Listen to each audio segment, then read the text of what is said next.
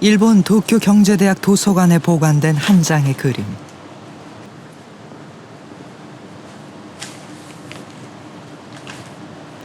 (19세기) 말 일본의 고위 관료들이 한반도의 운명을 두고 치열하게 격론을 벌이는 모습이다. 육군대장인 사이고 다카모리. 그는 참석자들 중 가장 강경한 주장을 펼쳤다.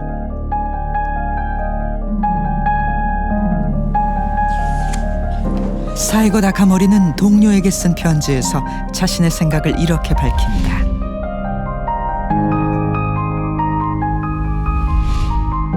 일본 국민 모두가 토벌에 나서야 한다는 것. 그 대상은 뜻밖에도 조선이었다.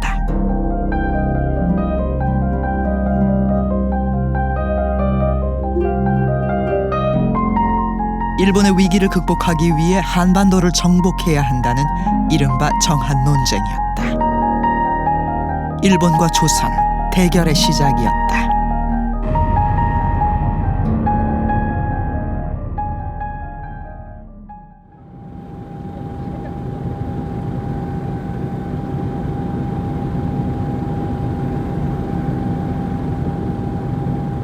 부산 용두산 공원.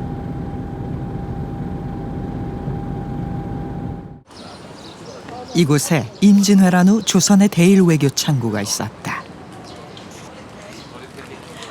여기가 용두산공원 타워입니다만은 이 용산공원에 일대에 있었던 이 초량외관은 용산공원을 중심으로 해서 이 바닷가 쪽이 동관이고, 이 동관의 이제 가장 중심되는 곳이 어디냐 하면은 저기 아래쪽에 보이는 외관에 우두머리가 살고 있었던 이 관수가라고 하는 곳이 있고,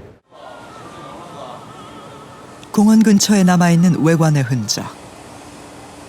외관의 최고 책임자가 살던 관수가의 계단이다.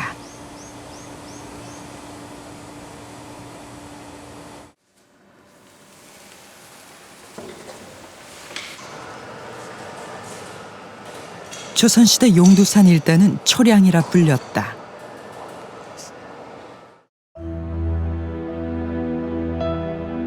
당시 외관의 모습을 그린 초량 외관도. 외관은 일본 사신들의 숙소이자 상인들의 무역관이었다.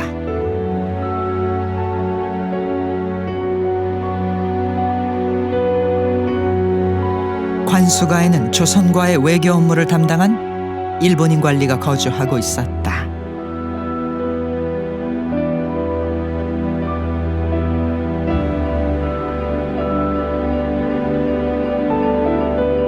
조선이 직접 설치하고 관리한 초량 외관은 조선 후기 대일 외교의 중심지였다. 임진왜란 이후에는 이 외관이 부산에만 존재하고 있었고, 이 부산에 존재하고 있었던 이 외관은 한일 교류와의 중심지면서 특히 그 외교와 무역의 중심지 역할을 한 이런 곳이었다고 할 수가 있겠습니다.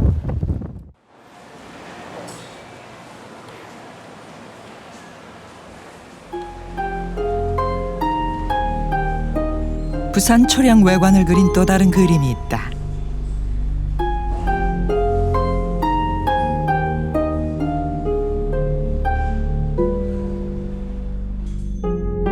초량 외관도보다 100여 년 뒤인 19세기 말 한 일본인이 그린 그림이다.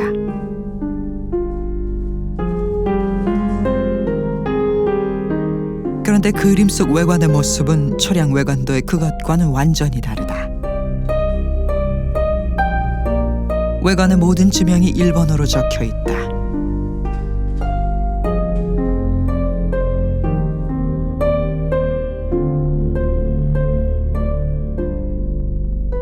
관수가는 일본식 건물로 바뀌었고 일장기까지 걸려 있다.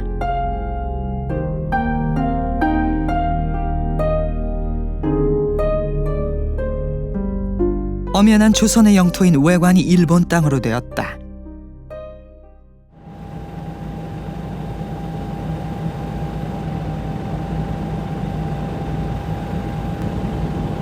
(100여 년) 사이 초량 외관은 무슨 일이 있었던 것일까? 1872년 초량 외관에 일본군이 나타났다. 그들은 기습적으로 외관을 점령했다.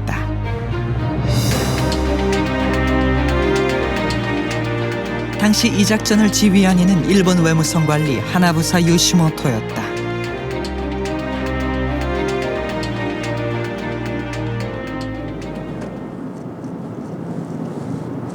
일본은 왜 조선의 외관을 무단 점령한 것일까?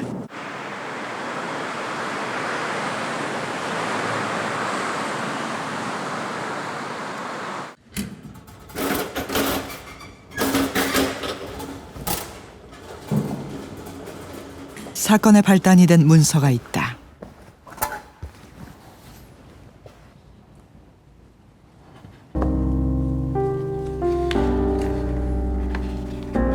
서계. 일본 정부가 조선에 보내는 외교 문서다.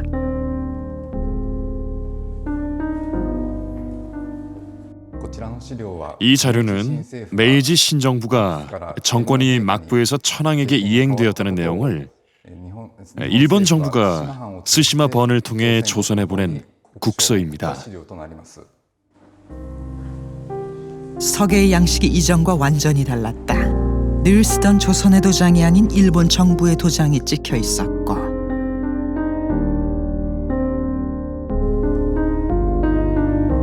조선 관리에 대한 호칭도 대인에서 공으로 격화돼 있었다.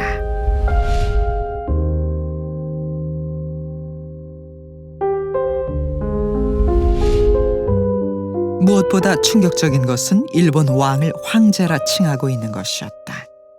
조선의 국왕 대 일본의 국왕의 관계로서 이렇게 대등한 파트너로서 생각했는데, 그 외교 문서 속에서는 대등한 관계가 아닌 마치 황제를 지칭하는 이런 표현들이 나온다는 겁니다. 그렇기 때문에 이것은 대등한 관계가 아니고 상하 관계가 될 수 있는 이런 가능성이 있기 때문에 조선에서는 반드시 그 서계에 나오는 그런 표현은 고쳐달라고 이렇게 요청을 했습니다. 일본의 일방적인 통고에 대해 조선은 어떻게 대응했을까?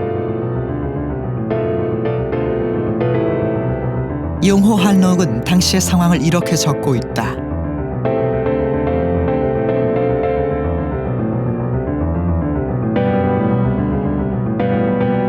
조선은 일본의 서계를 받지 않았다.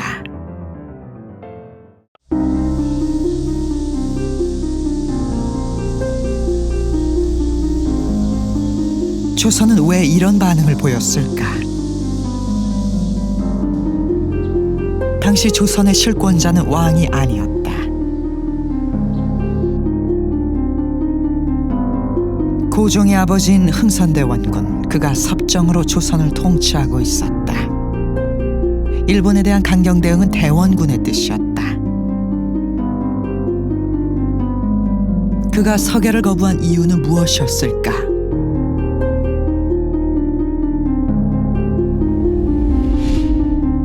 서계를 받게 되면 일본과의 외교는 끊어야 했다. 조선이 일본보다 아래라는 것을 인정할 수는 없는 노릇이었다.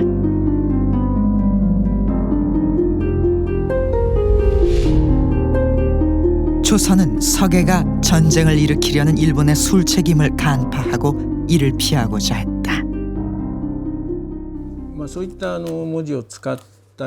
이러한 단어를 사용한 서계는 메이지 유신 정부가 조선과의 외교에 익숙하지 않아서 사용한 것은 아닙니다. 스시마 번은 당연히 문제가 발생할 거라는 것을 알면서도 가지고 갈 수밖에 없었습니다.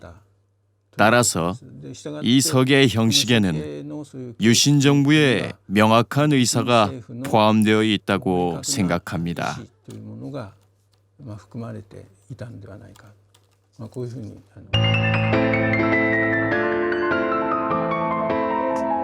일본은 집요하게 서계 수리를 요구했다. 그러나 대원군은 문구의 수정을 요하며 끝내받지 않았다.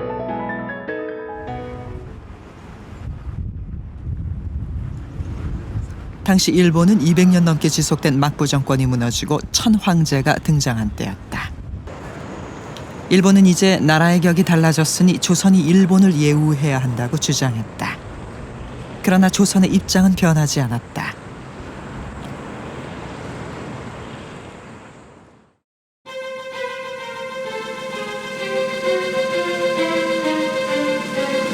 일본은 마침내 하나부사 요시모토를 조선에 보낸다.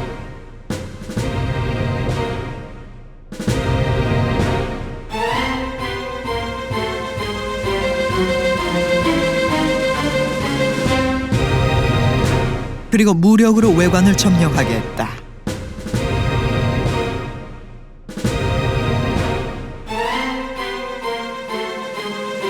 조선의 땅에 세워진 조선의 재산을 강제로 빼앗은 것이었다.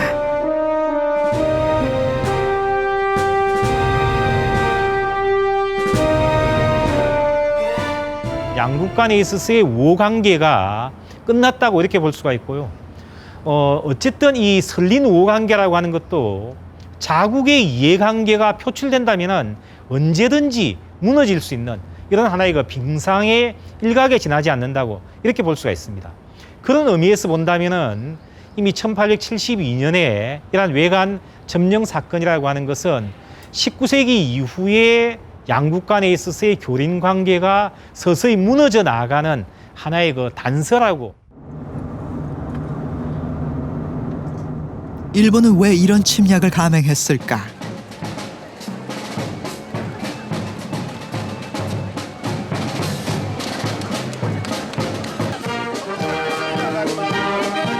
매년 7월 일본 요코스카에서는 성대한 축제가 열린다.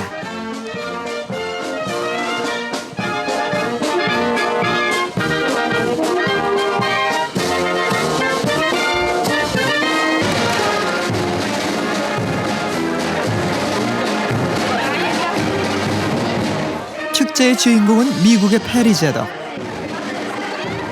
1853년 페리 제독의 일본 상륙을 기념하고 있다. 페리 축제를 통해 일본은 미국과의 친선 우호 관계를 과시한다.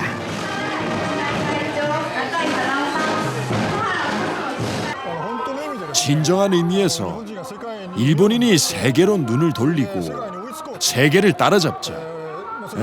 우선 미국을 모델로 삼고 유럽 국가들을 모델로 삼아 세계의 문화를 흡수하여 세계 인류 국가가 되자고 결심하게 되는 진정한 의미에서 근대화에 기념할 만한 행사입니다.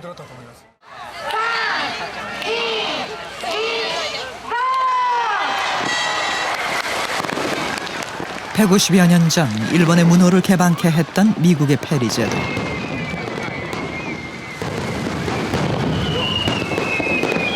일본은 그를 일본 근대화의 은인으로 기억하고 있다.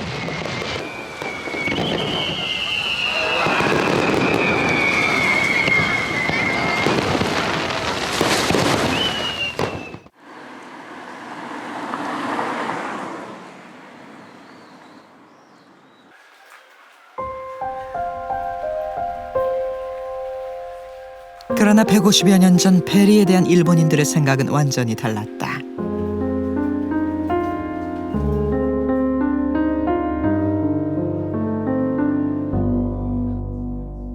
미국에 개항한 후 시모다 화가들은 페리의 초상화를 그렸다.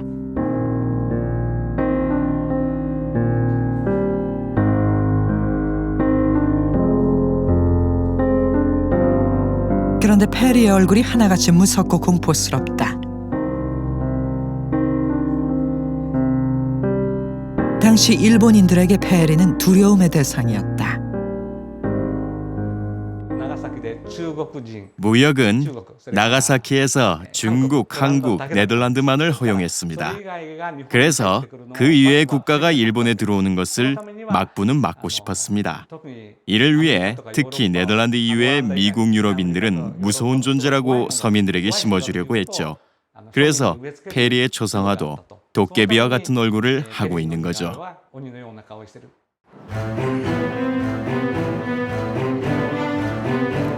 19세기 말 일본 바다에는 서양 배들이 자주 나타났다. 쇄국 정책을 고수하던 일본 막부는 문을 열지 않았다.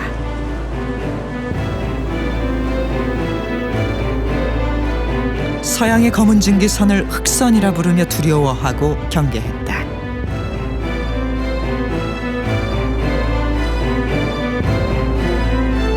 (1853년) 미국의 페리 제독이 흑선을 타고 일본에 들어왔다.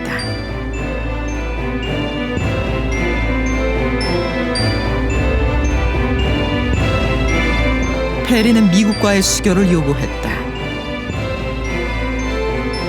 만일 수교를 하지 않으면 전쟁도 불사하겠다고 협박했다. 실로 페리 측은 무슨 짓을 해서라도 개항하고 싶었습니다. 그러므로 만약 일본 측이 개항하지 않는다면 전쟁밖에 없다고 위협했죠. 그래서 일본 측은 전쟁을 피하기 위해 항구를 개항할 수밖에 없었던 거죠.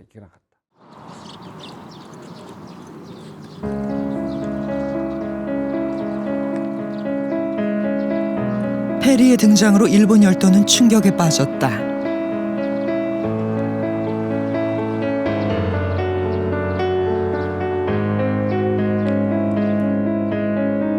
페리 공원에는 당시 막부의 두려운 심경을 드러내는 글귀가 있다.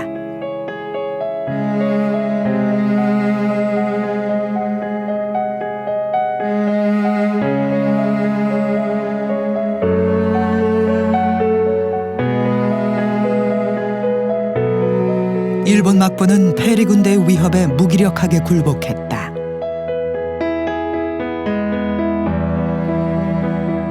페리는 조약 체결을 강요하며 일본 막부가 지켜보는 가운데 대규모 포 사격 훈련을 했다.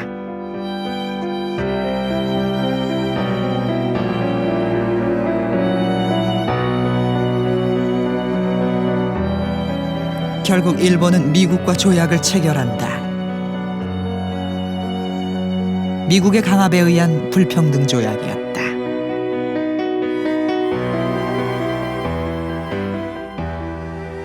불평등 조약의 핵심은 두 개 있는데요. 하나는 그 관세 자주권이 없다라는 부분이죠. 그리고 또 하나는 지회법권. 그러니까 미국 사람이나 서양 사람들이 일본 내에서는 범죄를 저질러도 재판할 수 없다라는 두 가지였습니다. 그때 많은 당시에 약간 그 미래를 보를 수 있는 그런 사람들이라고 할까, 그런 지식인들은 불평등 조약 때문에 일본의 미래는 그 상당히 어둡다라는 전망을 내놓았죠. 계속 일본이 몰락할 수가 있다라는 것입니다.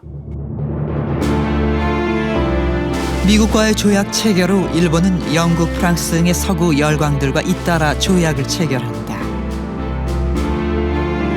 일본은 서양에 완전히 굴복했다.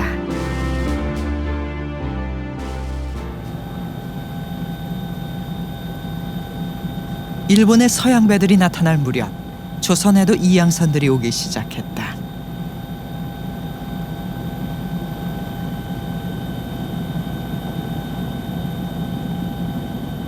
예로부터 한반도 중심의 길목이었던 강화도.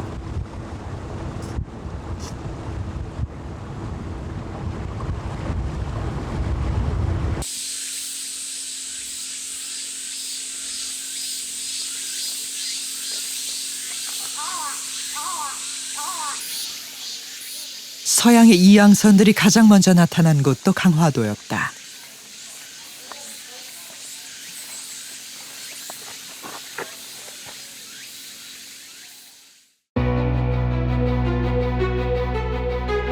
대동강에서 미국 상선이 조선군에 격침당하자 미국은 군함 2척을 끌고 강화도에 나타났다.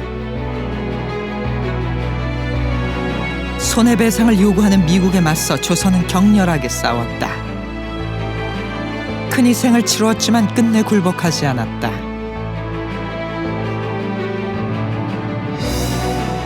이를 지휘한 것은 당시 실권자인 흥선대원군이었다. 대원군은 전국에 척화비를 세우며 강경한 쇄국 의지를 천명했다.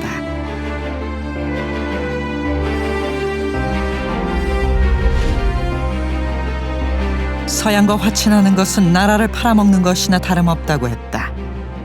당시 그 일본이 조선을 볼 때 조선이 정말 강하다라고 느낀 것입니다.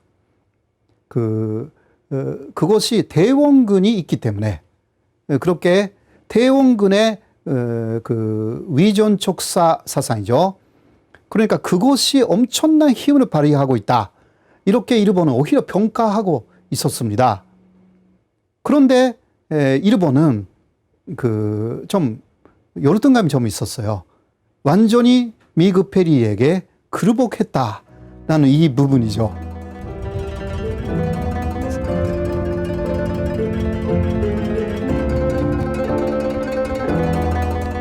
일본 막부가 서양에 무기력하게 굴복당한 후 일본 지식인들은 큰 위기의식을 느끼고 있었다.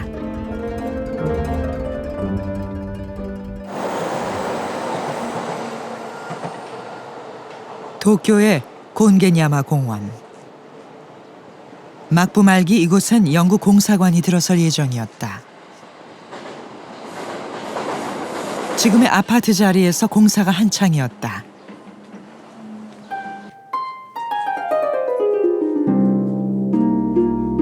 그런데 영국 공사관은 완공되지 못했다.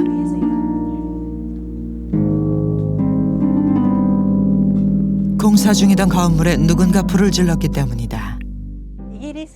영국 공사관은 현재 서 있는 공겐야마를 중심으로 이 일대에 계획되었습니다. 그런데 실제로 건물은 저쪽에 보이는 아파트 자리였습니다. 저쪽 아파트에 있던 건물이 방화로 불타면서 그 후 공터로 남았고 지금은 이처럼 이 일대는 아파트가 들어서 있습니다. 방화를 저지른 이는 이토 히로부미였다.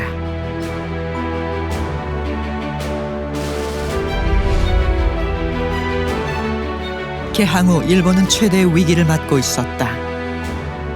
서양에 무기력하게 무릎 꿇은 막부를 몰아내자며 전국 각지에서 막부 타도 운동이 일어났다.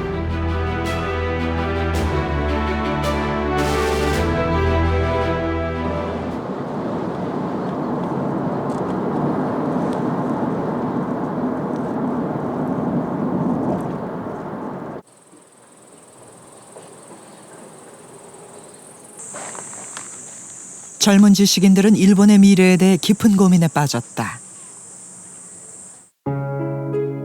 개항기 일본의 많은 지도자들을 배출해낸 학원. 영국 공관에 불을 지른 이토 히로부미도 이곳에서 공부했다.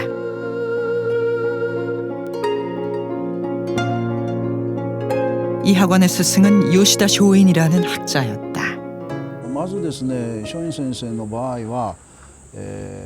쇼인은 인간으로서 어떻게 살아갈 것인가, 그리고 일본인으로서 어떻게 살아갈 것인가가 가르침의 출발점이었습니다.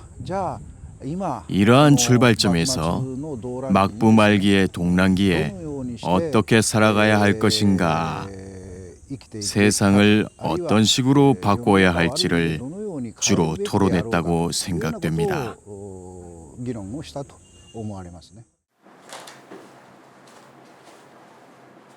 요시다 쇼인은 제자들에게 무엇을 가르쳤을까?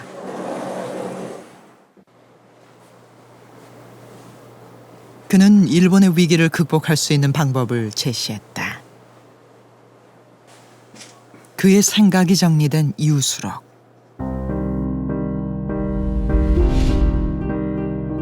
일본은 서둘러 군사력과 무력을 강화해야 한다.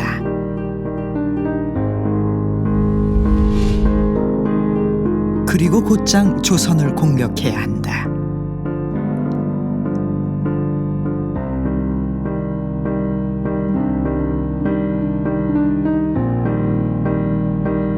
이것이 요시다 쇼인의 해법. 곧 정한론이었다. 서양에게 지금 밀리는 건 당연한 추세니까 그쪽은 따라 배우는데 머리를 숙이고 배워야 되고, 대신 약한 쪽을 찾아서 일본이 서구처럼 치고 나가지 않으면 일본이란 국가가 죽는다라고 생각을 한 겁니다. 그래서 요시다 쇼이는 센 서구에는 머리를 숙이면서 장점을 배우고 그 배운 장점을 일본화해서 아시아를 상대로 웅비해야 된다. 해외 웅비. 그게 조선을 향했을 때는 정한론인 거고. 요시다 쇼이는 그의 생각을 더욱 구체화시켜 나갔다. 미국과 러시아의 화해는 정해진 일이다. 우리는 규정을 엄격히 지켜 그들과의 신의를 두텁게 한다. 조선, 만주, 중국을 정복하고 교역으로 러시아에 잃어버린 것은 조선과 만주에서 토지로 보상받아야 한다.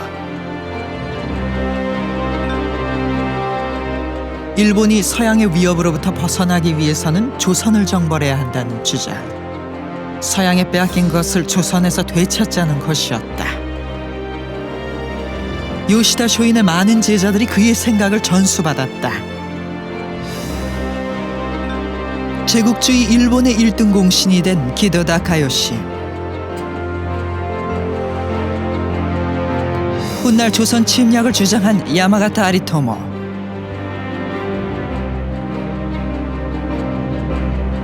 조선 통감부의 초대 통감이 되는 이토 히로부미까지 모두 정한론자가 되었다. 그리고 이들 모두가 메이지 유신의 주역이 된다.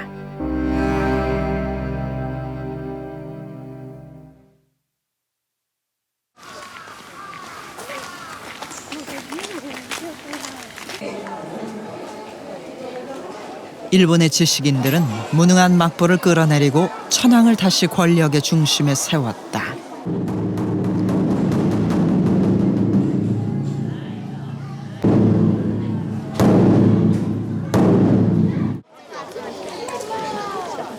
메이지 유신이었다.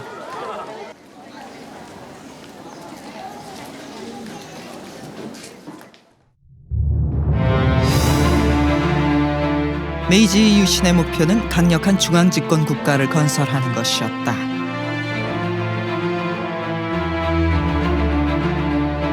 신정부는 행정 개혁을 단행한다. 이전까지 영주가 다스리던 각 지방을 천황이 직접 통치하는 현으로 바꾸었다.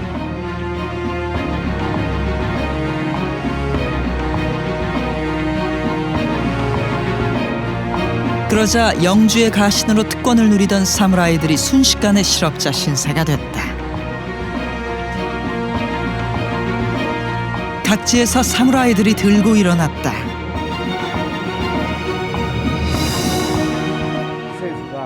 정부가 사무라이의 가로, 즉 대대로 세습적으로 일하지 않고도 받을 수 있었던 수입을 빼앗아 버린 것입니다.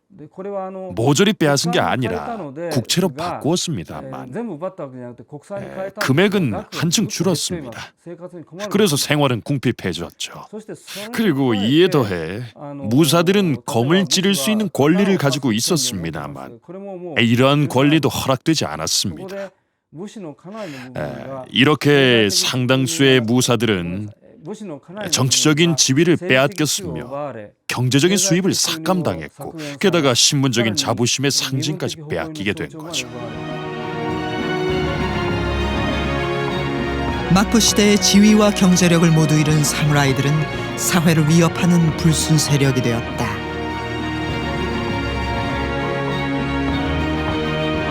일본은 특단의 대책이 필요했다.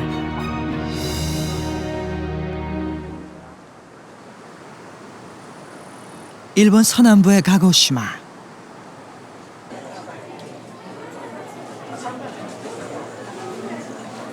시내 어디를 가나 보게 되는 특별한 기념품이 있다.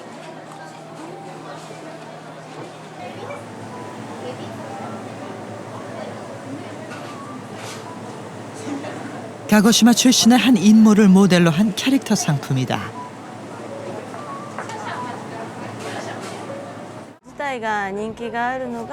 역시 남성들 사이에서 인기가 높습니다. 일본 역사에서 아주 활약한 인물입니다.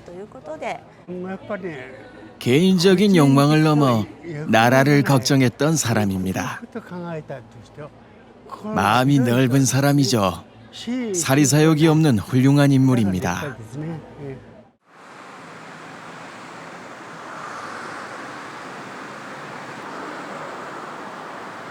가고시마 시민들이 자랑스러워하는 인물은 일본 최고의 사무라이였던 사이고 다카모리다.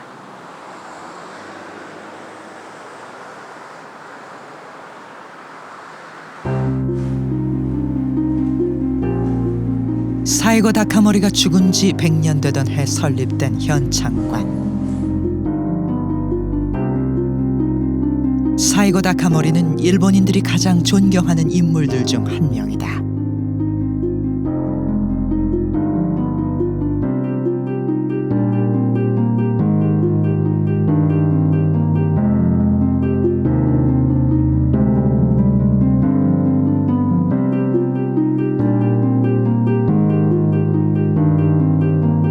그의 뜻을 기리는 많은 사람들이 현창관 설립에도 힘을 모았다.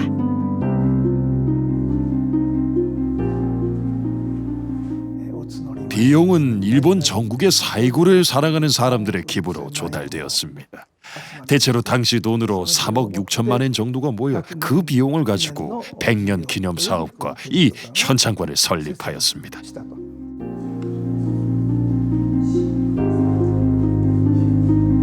사이고 다카모리는 일본 사회를 위협하는 사무라이들의 불만을 해소시켜야 한다고 생각했다.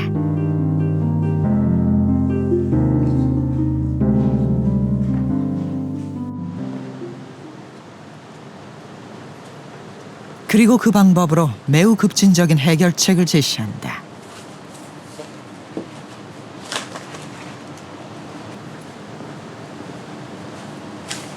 이곳에 당시의 정황을 그린 그림이 있다.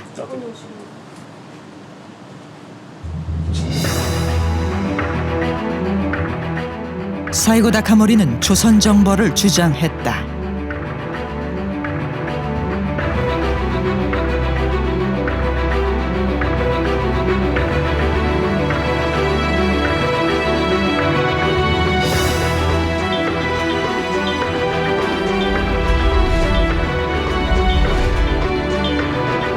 일본 내 불만 세력들의 관심을 바깥으로 돌려야 한다는 것이었다.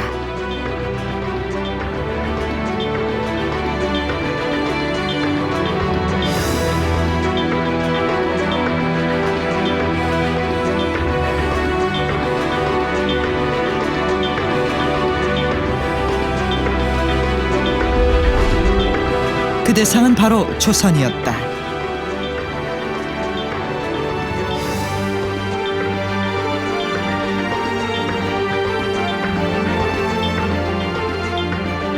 당시 조선은 서계 문제를 놓고 일본과 대립 중이었다.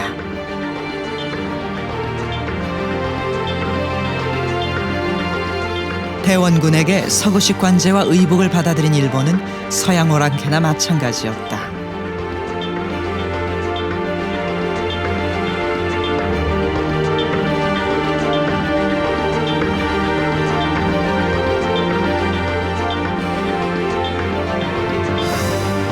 그런 일본이 스스로 황제라 높이는 것을 조선은 절대 받아들일 수 없었다.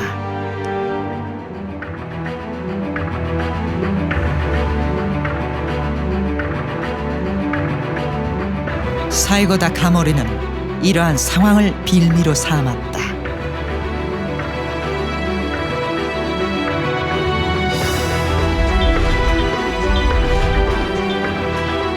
일본의 천황을 예우하지 않는 조선이 불손하므로 이를 항의하기 위해 조선의 사절을 파견하자고 주장했다. 그리고 자신이 직접 사절로 가겠다고 했다.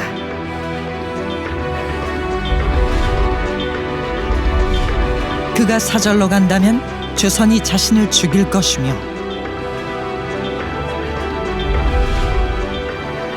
이를 구실로 일본은 조선을 정벌할 수 있다고 했다. 사이고 다카모리의 그 생각의 본질은 자기가 가서 무례한 협상 요구를 하면 조선이 사절을 갖다가 처단해서 자기를 죽일 테니까 그걸 빌미로 해서 그때 침략의 구실을 만들어라. 그리고 난 다음에 조선을 정복하면 된다. 사이고 닭가머리가 그 얘기를 하기 전에 자기 휘하를 하나 보내가지고 조선을 어떻게 하면 얼마가 되는 군대면 정복할 수 있는가 하는 걸 조사시킨 적이 있었습니다. 2개 대대나 3개 대대면 조선 정복이 가능하다는 게 그때 당시 사이고 닭가머리 측의 생각이었고, 사이고 다카모리는 철저한 정한론자였다. 일본 내부의 위기를 극복하는 길은 한반도 정벌뿐이라고 생각했다.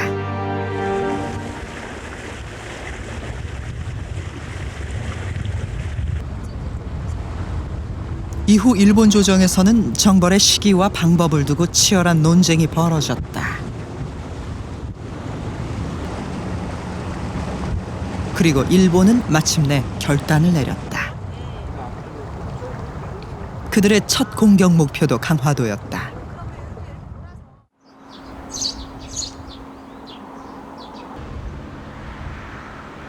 강화도 초지진에는 당시의 흔적이 곳곳에 남아있다. 소나무에 깊게 패인 포탄의 흔적.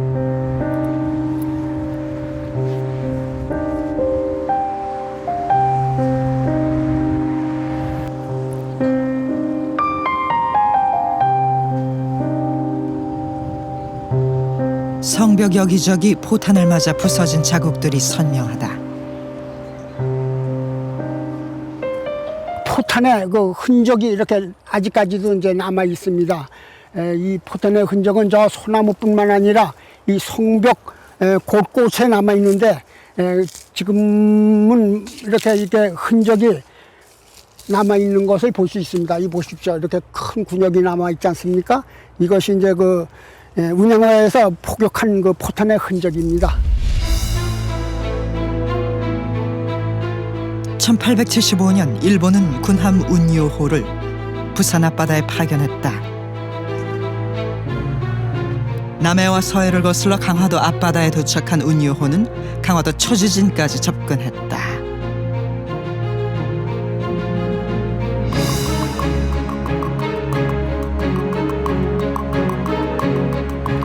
운요호는 일본이 영국에서 수입한 근대식 군함이었다.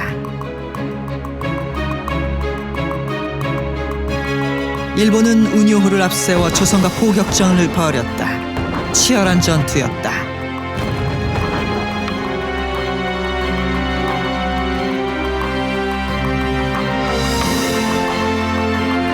당시의 상황을 기록한 운요 함장의 공식 보고서.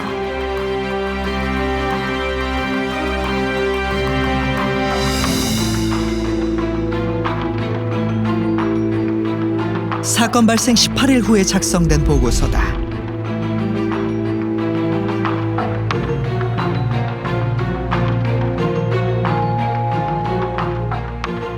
보고서에 따르면 운요호는 대마도 인근의 해안을 측량 중이었다.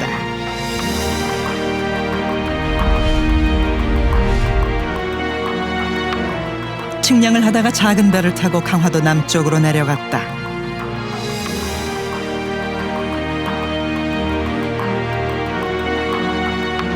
마실 물을 구하기 위해서였다.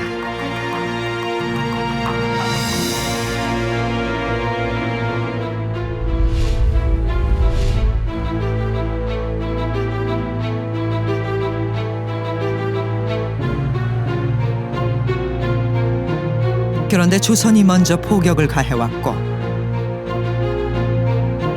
이에 대한 맞대응으로 운요호도 공격을 했다는 것이다.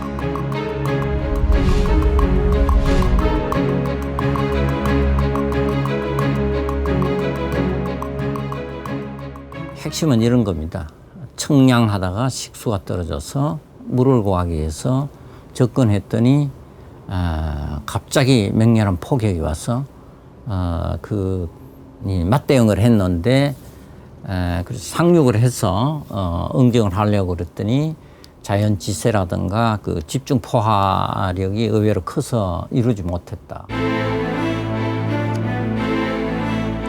강화도 초지진에서 포격전을 벌인 후 일본은 다시 인천 앞바다의 영종도로 상륙했다. 근대 무기로 무장한 일본군은 영종도를 초토화시켰다. 조선군 전사자는 35명, 일본군은 부상자 2명뿐이었다.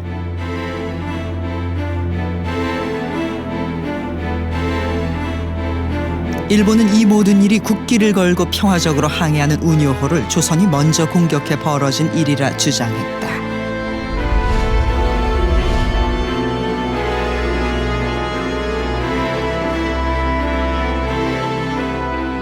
운양호가 식수로 고한 깃발을 달고 있을 때는 반드시 국제법적으로 도와줘야 되는데 그걸 무시하고 포격을 가했다. 그래서 거기에 대한 책임 추궁.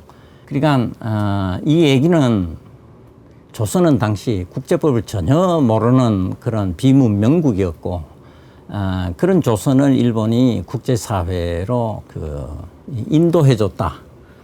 그런 일종의 시혜론적인 해석을 해왔던 겁니다. 일본은 운요 사건의 피해 보상을 요구하며 다음에 군함 3척을 이끌고 다시 강화도로 왔다. 그리고 강화도 연무당에서 일본은 조선에게 조약 체결을 강요했다.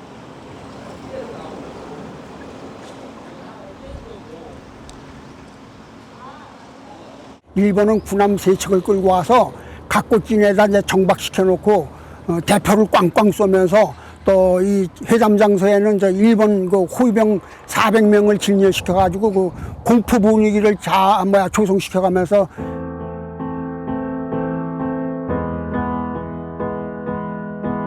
일본은 협상장에 군인들을 배치하고 대포를 쏘는 무력 시위도 벌였다.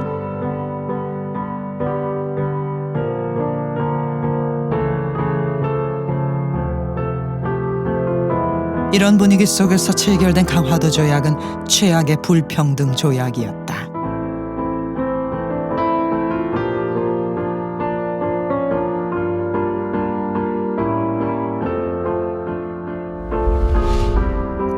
조선은 부산 외에 2곳의 항구를 더 개항해야 했다.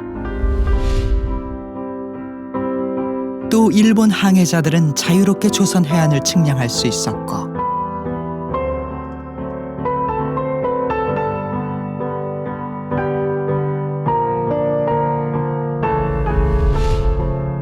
조선 땅에서 죄를 저지른 일본인들을 조선 정부는 처벌할 수 없었다. 제국주의 침략 국가가 그 피침략국에 강요하는 조약은 불평등 조약입니다. 원래 조약이라는 것은 쌍무적인 평등 관계여야 되는데 강화도 조약은 일방적으로 한쪽에 의무만이 있는 권리가 없는 편무적인 불평등 조약이고 불평등 조약이 중에서도 고정관세조차 부여하지 않은 최악의 수탈적인 조약이었다고 할 수 있습니다. 이 조약 체제에서 한국이 독립과 자주를 얻기란 원초적으로 불가능했을 수도 있다라고 얘기를 할 수 있겠습니다. 조약 체결의 빌미가 된 운요 사건은 과연 조선의 잘못 때문이었을까?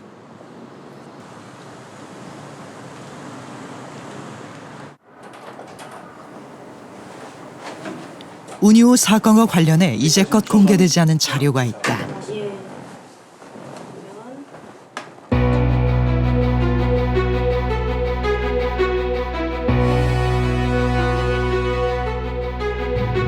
이것은 운요 함장의 또 다른 보고서로 기존의 공식 보고서보다 열흘 빨리 작성된 것이다. 즉 이것이 함장이 쓴 최초의 보고서다.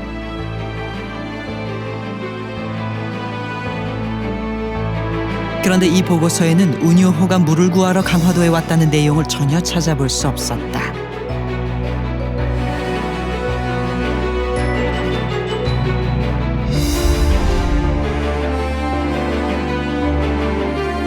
보고서에 따르면 운요호는 마실 물을 구하기 위해서가 아니라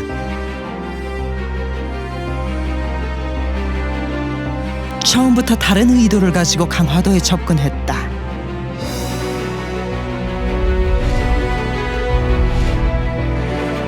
해병 4명, 수보 10명에게 소총을 제참시키고 강화도로 나아갔습니다. 1차 보고서에 의하면은 이게 단 하루의 사건이 아니고 3일간이었다는 으로 보고되고 있습니다. 그 제일 첫날에 뭐 청량권 뭐 이런 얘기는 전혀 없고요. 보트를 내려서 15명이 개인 화기 무장을 해가지고 접근을 광성보하고 초지전을 왔다 갔다 하는데 강화도로 들어온 운요호의 병사들은 무장한 상태였다. 다음 날 오전 8시 돛대 국기를 개항했습니다. 정체를 밝히기 위해 처음부터 국기를 걸고 왔다는 주장도 사실과 달랐다. 이튿날에야 국기를 걸었다. 전쟁을 일으키기로 했습니다.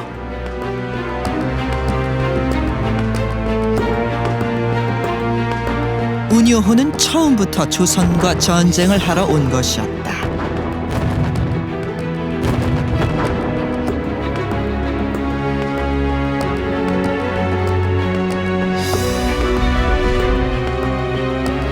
우리가 먼저 40파운드 포를 발포했더니 8분 뒤에 조선도 역시 발포했습니다.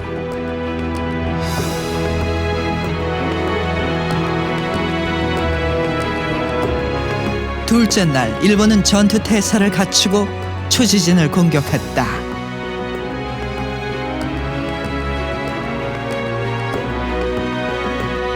일본이 먼저 발포하자 조선도 맞대응을 했다.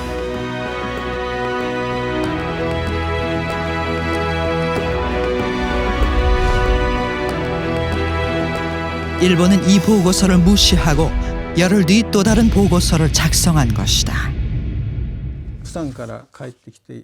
부산에서 일본으로 돌아온 모리야마가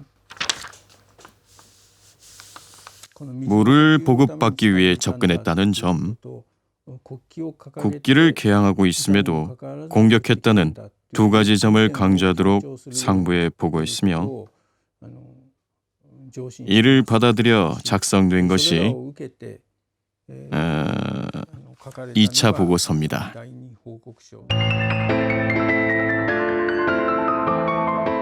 3년 전 일본은 조선의 초량 외관을 점령했다. 강화도 침략은 그때부터 준비된 것이었다.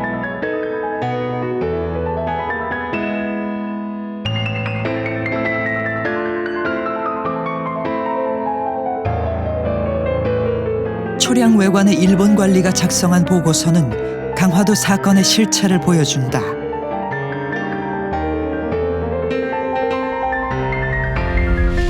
보고서는 운요 사건이 있기 5개월 전에 작성됐다.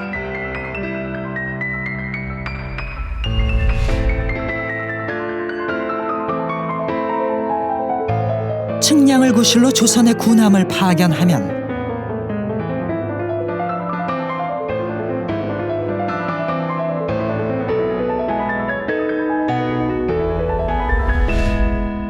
이를 통해 조약을 유리하게 체결할 수 있다는 내용이었다.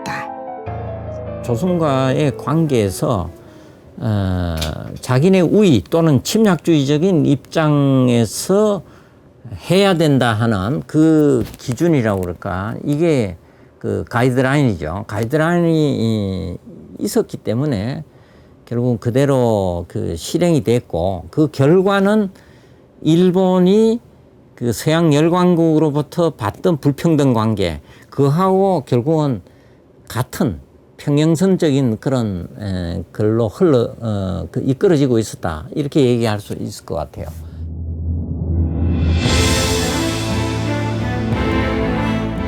초량 외관 점령으로 시작된 일본의 한반도 정벌 계획. 그 계획을 실행에 옮긴 것이 운요 사건이었다. 그 결과 체결된 강화도 조약으로 일본은 한반도 침략의 기반을 닦았다.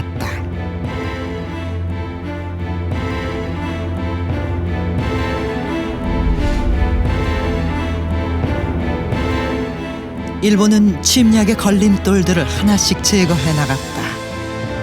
조선의 종주국임을 자부하던 청나라를 전쟁으로 제압했다.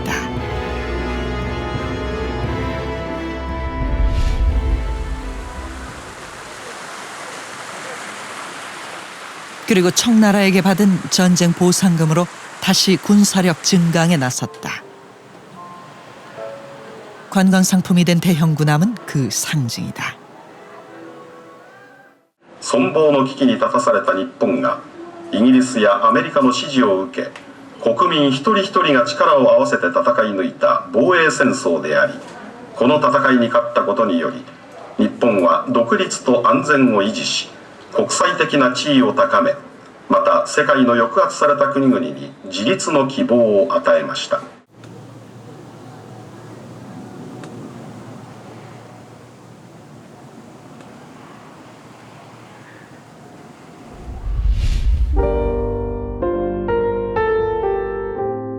이 전함을 이끌고 대한해협에서 일본은 러시아를 격파했다.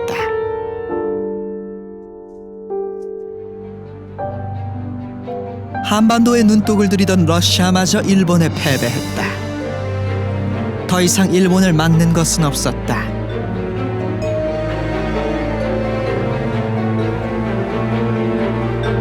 정한론의 계승자인 이토 히로부미가 조선의 초대 통감이 되었다. 그는 한반도 정복 시나리오를 차근차근 실행에 옮겼다.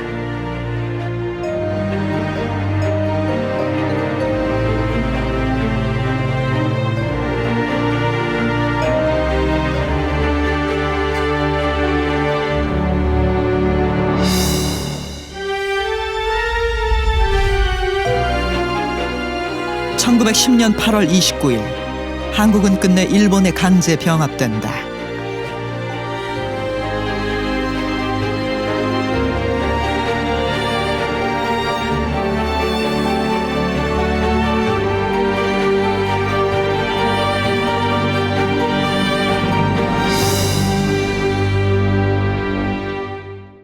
일본이 초등학교 교과서까지 독도 영유권 주장을 포함시켰습니다.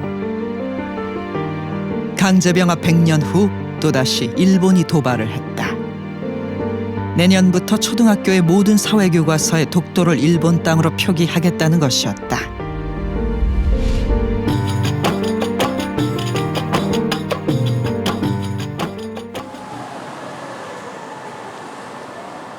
이를 주도한 것은 일본 정부였다.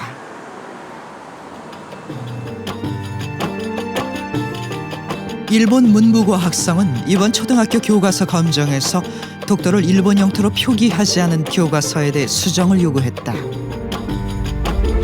독도를 일본의 영토 안에 명확히 넣으라는 것이었다.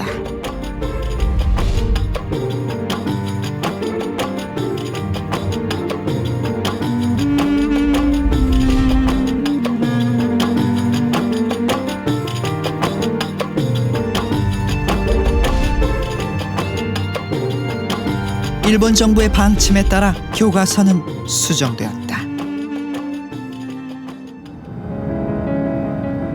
강제병합 100년.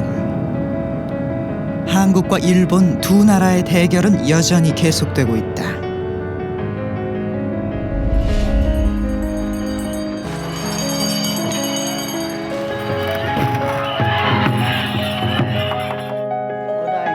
지난 2000년간 한국과 일본은 수많은 갈등과 대립을 반복해왔다. 고대 한반도는 일본 열도의 문명을 전해주면서 인연을 맺었다.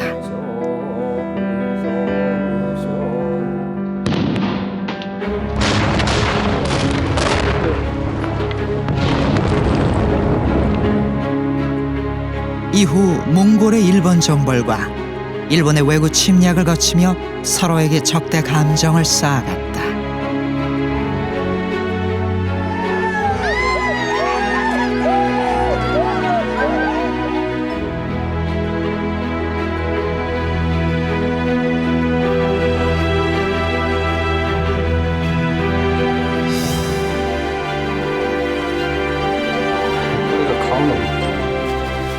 조선은 왜구였던 이들에게 벼슬과 불경을 주며 일본과 공존의 시대를 열어갔다.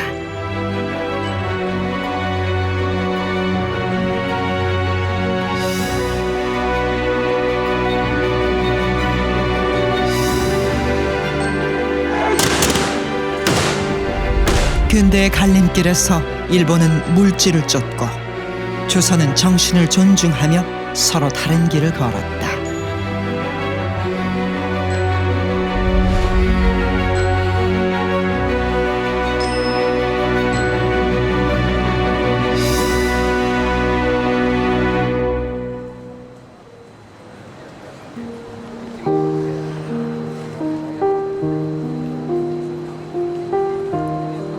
한국과 일본 두 나라가 쓰게 될 미래의 이름은 아직 정해지지 않았다.